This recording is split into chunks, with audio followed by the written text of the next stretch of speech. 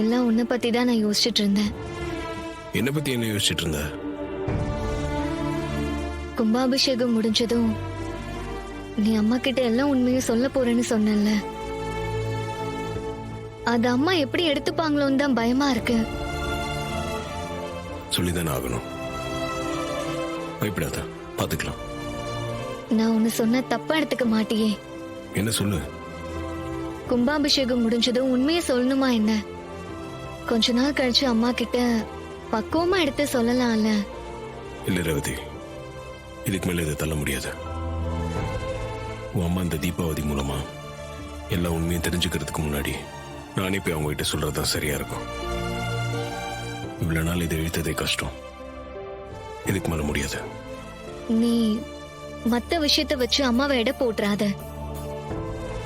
அவங்களுக்கு மட்டும் பாட்டியோட உண்மையான பேரை நீதான்னு தெரிஞ்சது. அவங்க காட்டுற முகமே வேற மாதிரி இருக்கும். அதனாலதான் நான் ரொம்ப பயப்படுறேன். எனக்கும் தெரியும். ஆனா ஃபேஸ் பண்ணி தானே ஆகணும். பாத்துக்கலாம்.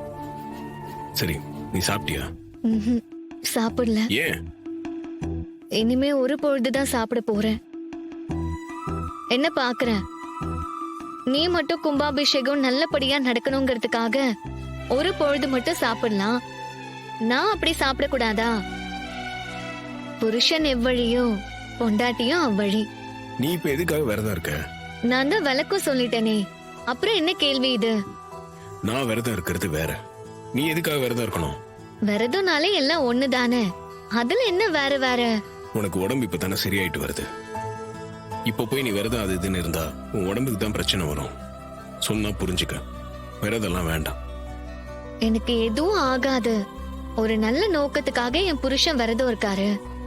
நானும் அவரோட சேர்ந்து விரதம் இருக்க போறேன். அந்த கடவுள் எனக்கு எதுவும் ஆக விட மாட்டாரு. புருஷா, நீ கவலைப்படாத.